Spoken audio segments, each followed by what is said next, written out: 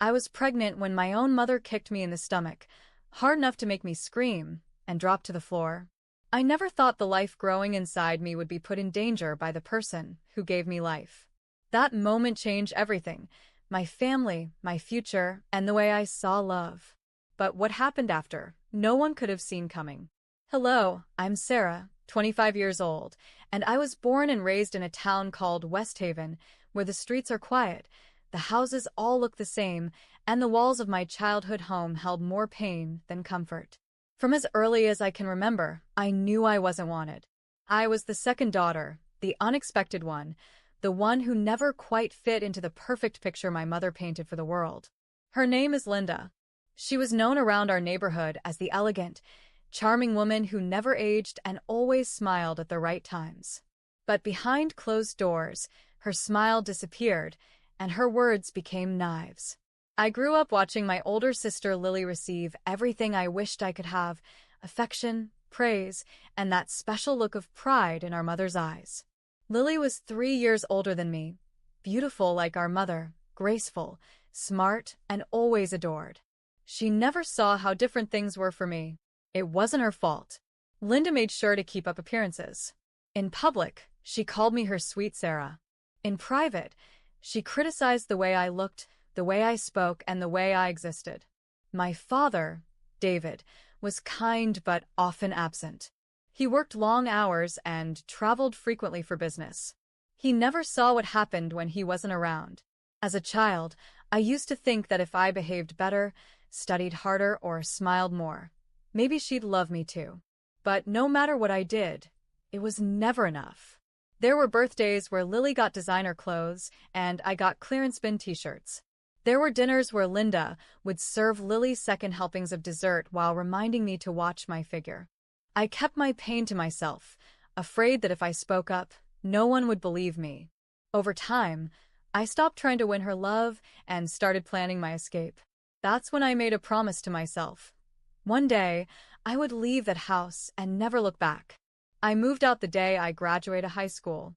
I didn't have much, just a small suitcase, a few savings from part-time jobs, and a heart full of determination. Linda stood at the doorway with her arms crossed, a smirk on her face. "You'll be back," she said flatly, as if my failure was a guarantee.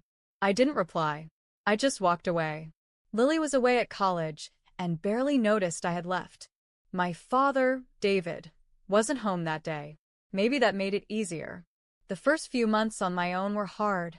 I worked late shifts at a local diner and slept in a tiny studio apartment where the heater never worked and the walls were paper thin. But I didn't care. I was free. For the first time in my life, I wasn't under Linda's judgmental stare or her constant comparison to Lily. I could breathe, even if it meant barely scraping by. I applied to every clerical position I could find in the city. With only a high school diploma, most interviewers turned me away before I could finish a sentence. I remember one woman actually laughing when I said I didn't have a college degree. But I refused to let that discourage me. I had lived through worse. I kept showing up, resume in hand, believing that someone would give me a chance. After nearly 30 interviews and months of rejection, I finally got a call from a mid-sized tech company based downtown. The HR manager told me, "We don't just hire degrees. We hire people." That one sentence changed everything. I started as a front desk receptionist, but within weeks, I was cross-training in customer service. I was eager, dependable, and always the first to arrive and the last to leave. I finally felt seen for my work, not judged by my background. That's where I met James. James was a systems technician at the company, quiet, focused, and the kind of person who always helped others without being asked. Our first real interaction happened over a broken printer. I was new and completely flustered trying to fix a paper jam with a line of annoyed coworkers forming behind me. James walked over calmly, crouched down beside the machine, and said with a small smile, "Mind if I give it a try?" In less than a minute, the problem was solved. He didn't say much afterward, just nodded and returned to his office, but something about his calm presence stayed with me. Over the next few weeks, he started stopping by my desk during slow moments. Sometimes it was just to say hi, sometimes to ask if I wanted coffee from the break room. Slowly, our conversations became longer. Books we liked, music we didn't, random life stories. He listened when I spoke, really listened, which was something I hadn't experienced much growing up. I kept waiting for the moment when he'd lose interest or see me as someone beneath him because of my education, my past, or the baggage I didn't talk about yet. But that moment never came. When he finally asked me out one Friday afternoon, I was surprised by how easy it was to say yes. We started meeting on weekends, grabbing coffee, going to movies, taking long walks through the city. With him, I didn't feel like the unwanted daughter or the girl who was never enough. I felt like a person. I felt safe. It took me several months to open up about my family. One evening, while we were sitting in his apartment after dinner, I told him about Linda. About how I'd grown up in the same house as my sister, but lived a completely different life. About the silence, the favoritism, the things that hurt more than bruises. I was terrified he'd think I was too damaged, too broken to be loved. But James didn't flinch. He held my hand and said, "No one has the right to make you feel unworthy, not even your own mother." That night, for the first time in years, I cried in front of someone. And I wasn't ashamed. 2 years into our relationship, just before Christmas, James proposed. It was snowing lightly, and we had just left our company's holiday party. The streets of downtown West Haven were glowing with string lights and holiday cheer. As we walked hand in hand, James suddenly stopped under a street lamp, turned to me, and got down on one knee. He didn't give a long speech or make a dramatic gesture.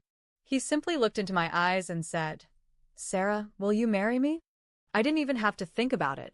"Yes," I whispered, my heart full and steady for the first time in my life. Telling my family was another matter. James and I agreed to visit them together. I hadn't been back to my childhood home in 2 years. I hadn't missed it, but part of me hoped, maybe foolishly, that getting engaged might soften the sharp edges in Linda's heart. Maybe this would be the moment she finally saw me as something more than a disappointment. Lily was the first to greet us when we arrived. She looked genuinely happy to see me and hugged me tightly. "Sarah, it's been so long," she said with that same easy smile she always carried. She had no idea how different our experiences growing up really were. My father, David, was still at work but due home soon. Linda greeted us with a strained smile that cracked the moment she looked directly at me. "Oh," she said, turning to James, I wasn't expecting company. Let me see what I can throw together." A few minutes later, she returned with a tray of overly sweet cookies. James had once casually mentioned he liked sweets when we got married. I had never liked them, and Linda knew that. "Oh, I forgot. Sarah doesn't care for sugar, right?" she said with a mock-apologetic tone. James handled the moment with grace. "I'm just happy to be here," he said politely, but his eyes met mine for a second. He had noticed the dig. That quiet support meant more than any grand defense. When we all sat down in the living room, I felt my chest tighten. I took a deep breath. "We came today because we have something important to tell you," I began. Linda's eyes sharpened, already suspicious.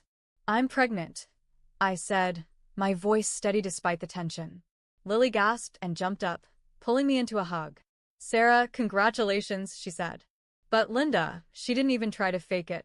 Her face went cold, her lips thinned, and for a brief second, I saw something in her expression that scared me more than anything she had ever said. After the announcement, the room fell quiet. Lily was still beaming, asking how far along I was. 3 months, I said softly, placing a hand over my stomach.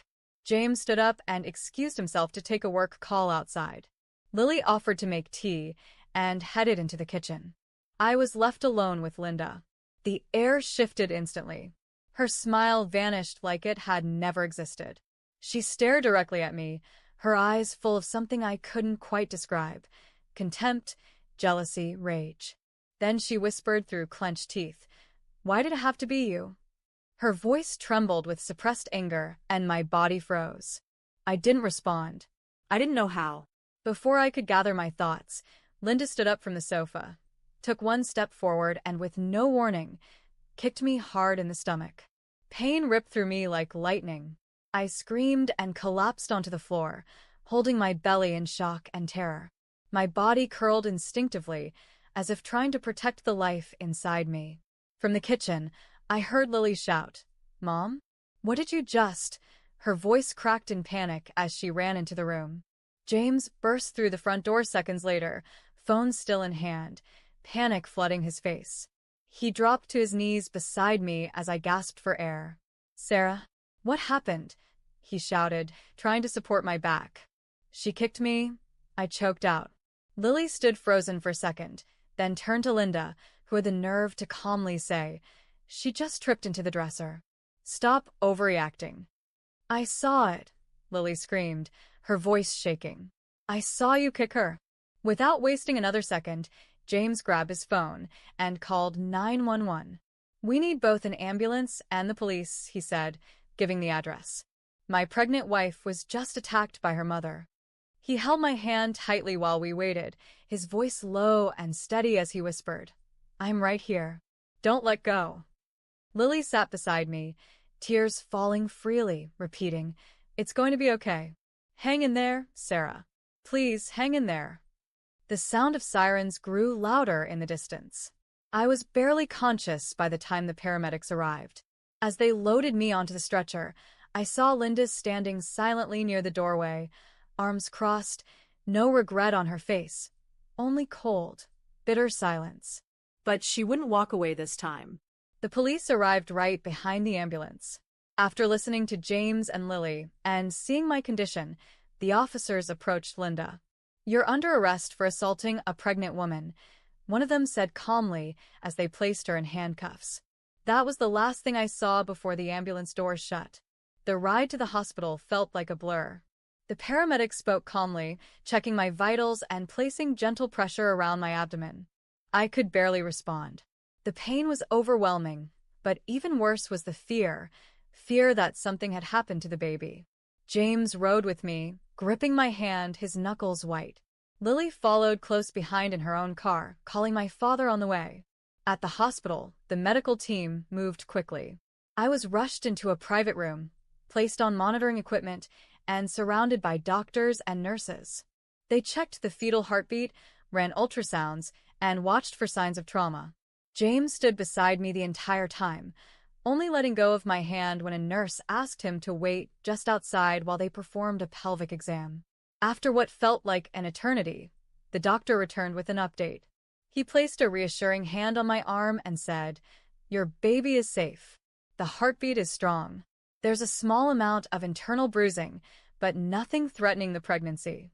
We'll keep you for observation." James re-entered the room and finally breathed out the relief he had been holding in. He kissed my forehead and whispered, "Thank God." Lily arrived minutes later with red, puffy eyes.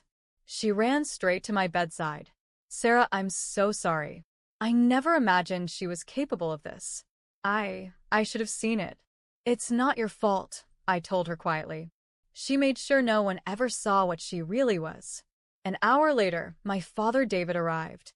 He looked pale, like the blood had drained from his face.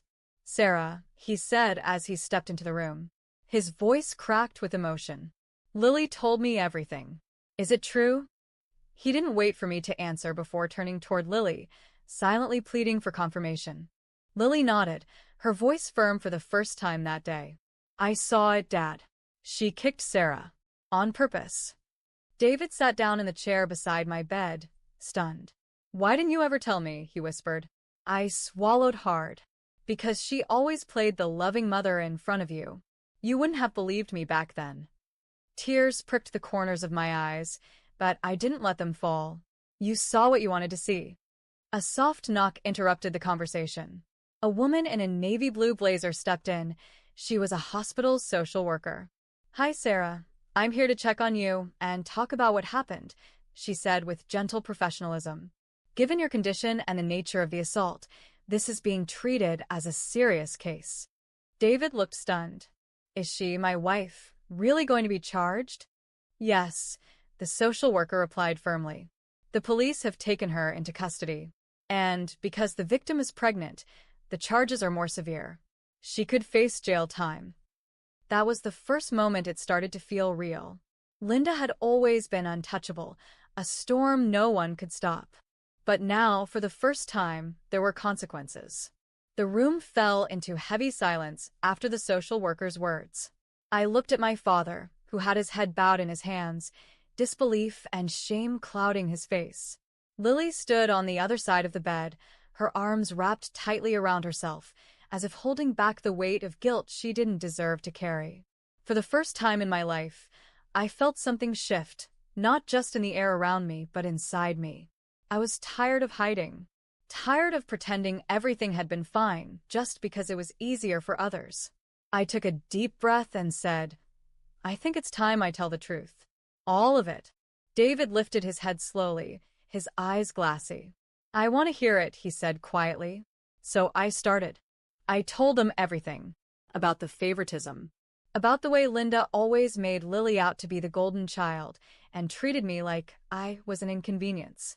I talked about the cruel comments, the withheld affection, the way she would wait until we were alone to let her real feelings out. I told them how she shamed me for how I looked, what I wore, and what I chose. How she would smile in front of guests and then humiliate me once they were gone. How she told me I would never amount to anything with just a high school diploma. How she said she regretted ever having me. Lily's hands were covering her face now. "I never knew," she whispered through her fingers. "Sarah, I'm so sorry. I always thought you liked being low-key. I thought you wanted simple things." I didn't see it. "You couldn't have," I said softly. "She never treated you the way she treated me." David looked at me, stunned. "Why didn't you tell me?" "Because she fooled you, too," I said. "She wore a mask around you. Around everyone. And I was afraid that if I told the truth, no one would believe me." At that moment, the door opened again. This time, it wasn't a doctor or a nurse. It was Linda. She had somehow been allowed to speak with us before being transferred to the police station. 2 officers stood behind her, watching closely. "You're all turning against me," she said through tears that didn't reach her eyes. "I gave you everything. And this is how you repay me." Her voice rose with every word. "You're ungrateful. I raised you. You hurt me." I replied coldly, my voice stronger than I expected. "You hurt me over and over again, and you never thought there'd be consequences." David stood up slowly. "You're unfit to be a mother, Linda." Her mouth opened to yell something else, but the social worker stepped in and gave a quiet nod to the officers. "That's enough. We've seen what we needed to see." The officers moved forward, one of them gently taking Linda by the arm. "Time to go, ma'am." As they let her out of the room, she jerked her head toward me one last time. "I'll never forgive you for this." I didn't flinch. I didn't cry. I simply turned my head away and whispered, "I'll never need you to." After Linda was removed from the hospital, the atmosphere in the room shifted. It was like a storm had finally passed, but the cleanup was just beginning. The next morning, the hospital's legal team and social worker returned to speak with me. They explained that I had every right to press charges and that the law viewed an attack on a pregnant woman as a serious felony. I didn't hesitate. "Yes," I said firmly. "I want to press charges." James supported me from the moment I made the decision. Lily stayed by my side every day, helping with paperwork and even speaking to the detective assigned to the case. My father, David, filed for divorce from Linda the very next week. He moved in temporarily with a relative while finalizing the paperwork. "I should have seen it," he said one evening, sitting by my hospital bed. "All those years, I just looked the other way." "You didn't know," I told him honestly. "But now you do. And now you're doing the right thing." 2 weeks later, the case officially moved forward. Linda was charged with felony assault and domestic violence. Because I was pregnant at the time of the attack, the charges were upgraded. The medical reports, witness statements from James and Lily, and my testimony made the case strong. Linda tried to paint herself as the victim, but her lies unraveled quickly in court. While the legal process unfolded, I focused on recovery. The doctors monitored my pregnancy closely. At 5 months, I went in for my 20-week anatomy scan.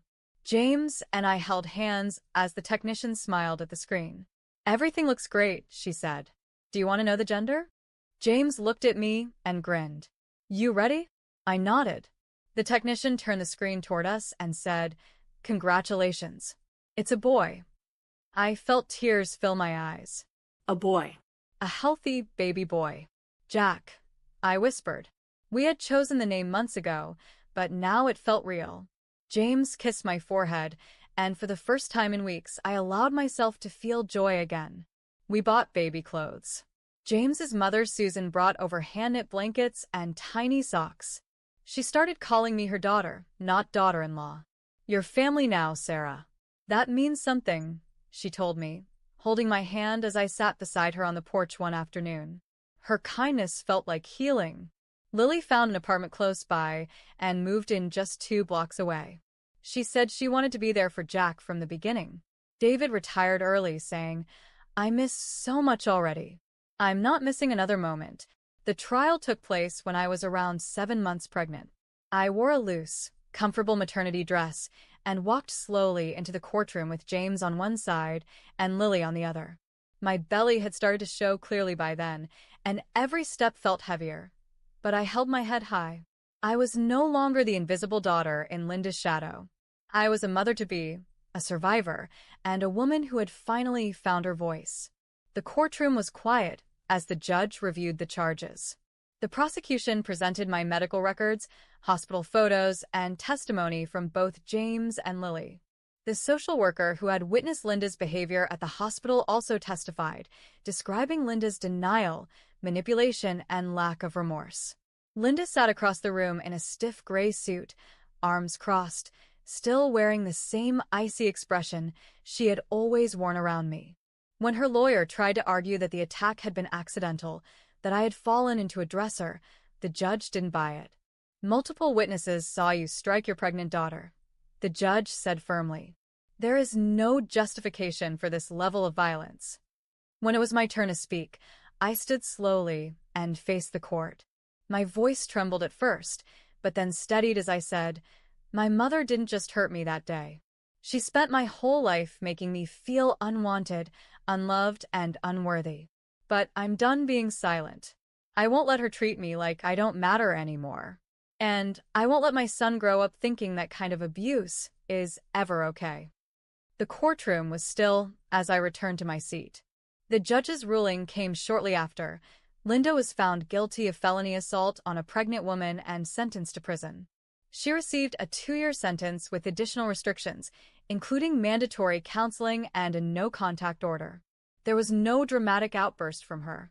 She just sat still, her jaw clenched as the bailiff led her out of the courtroom in handcuffs. When we stepped outside into the afternoon sun, I took a deep breath. For the first time in my life, I felt truly free. The final weeks of pregnancy passed slowly, filled with gentle moments, quiet support, and a deep sense of waiting. I attended my last few prenatal checkups surrounded by James, Lily, and sometimes even Susan, who insisted on helping me pack my hospital bag and make freezer meals for after the baby arrived. David came by every weekend, bringing fresh groceries and books on grandparenting. It's never too late to start over, he said one afternoon, as he placed his hand gently on my belly. Jack is getting the version of me I should have been for you. When I finally went into labor, it was early morning. The contractions started mild, but became intense quickly. James rushed me to the hospital, and Lily met us there. The nurses prepped me for delivery while the doctor came in to check my progress. You're at 6 centimeters, she said. You're doing great. Labor lasted 16 hours. There were moments I wanted to give up from exhaustion, moments when I gripped James's hand so tightly that I thought I might never let go. Lily stayed beside me the entire time, gently wiping my forehead and whispering, You're so strong, Sarah. Jack is almost here. Finally, the doctor's voice broke through the haze. One more push, Sarah. Just one more. I closed my eyes, focused all my strength, and pushed with everything I had left. Then I heard it, a loud, beautiful cry that filled the room. It's a boy, the nurse announced. A very healthy baby boy. Tears streamed down my face as they placed him on my chest. His skin was warm and soft, his tiny hands curled into fists. I looked at James, who was already crying beside me, his hand on our son's back. "Jack," I whispered, cradling him close. "Welcome to the world." Outside in the waiting room, David and Susan were waiting. When they saw James walking out with the news, David's eyes filled with tears. "He's here?" he asked. James nodded. "He's perfect." Susan held Jack gently a few hours later, her smile tender and proud. "He's got your eyes," she said, looking at me. "And James's mouth." Lily took pictures and joked that Jack already had the best features of both of us. The room was filled with laughter, quiet joy, and love. The kind of love I had always imagined, but never thought I'd feel. 3 months passed after Jack's birth, and our days slowly began to settle into a new rhythm. Sleepless nights, endless diaper changes, quiet feedings in the early hours.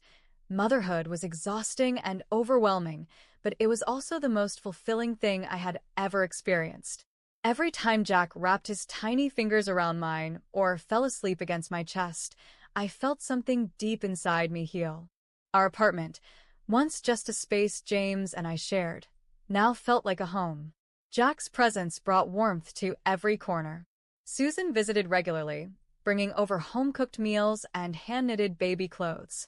She never failed to remind me, "You're doing such a good job, Sarah." Her kindness was so steady and natural that sometimes it brought me to tears. Lily stopped by nearly every day, helping with laundry or rocking Jack to sleep when I was too tired to move. "You're not alone anymore," she told me one evening, her voice soft and sincere. David had changed, too. Retirement had given him time to reflect, and Jack had given him purpose.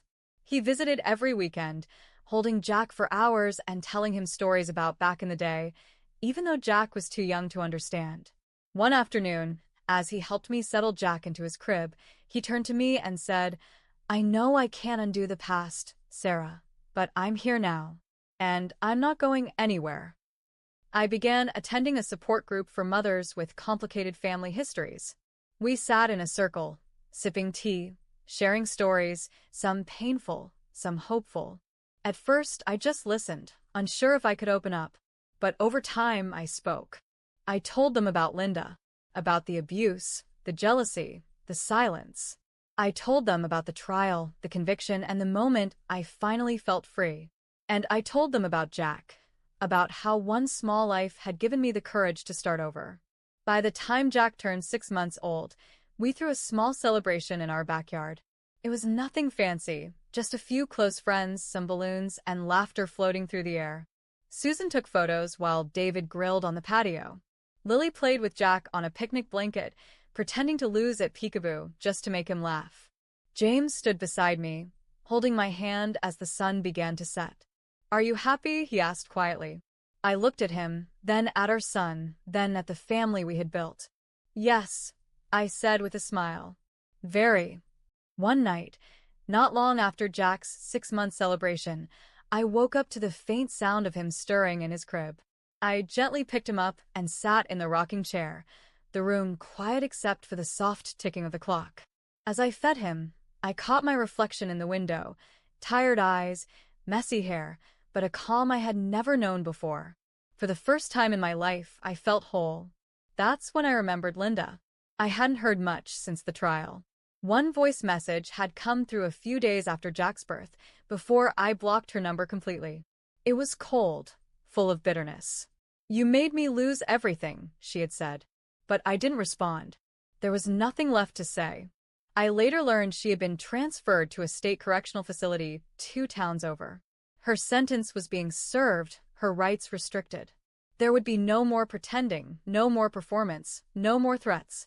Legally, she could not come near me or Jack again. She was gone. And this time it was permanent. Surprisingly, I didn't feel hatred when I thought of her. Not anymore. What I felt was sadness, for the life she chose, for the love she never gave, and for the way she pushed away her own daughter before I ever had a chance to be close to her. I stood up and walked Jack gently back to his crib.